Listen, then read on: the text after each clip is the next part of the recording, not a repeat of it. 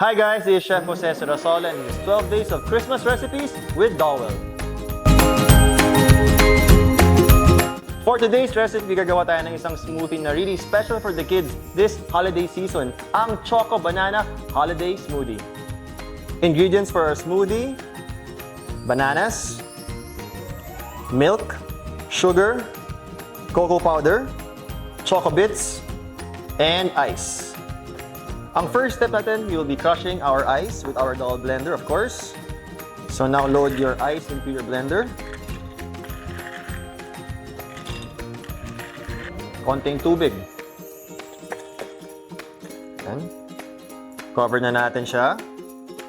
We'll be using the pulse function para ma-properly crush yung ice natin.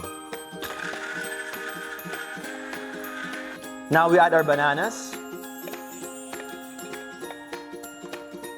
We add our milk. We add a bit of brown sugar. Kung meron kayong honey, pwede rin naman. And of course, for the chocolate flavor and color, cocoa powder. And now, sara natin yung blender natin. We'll be using the number 1 function para talagang mag-mix well siya.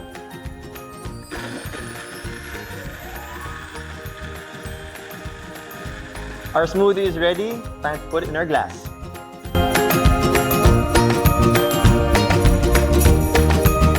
Top it off with some chocolate bits.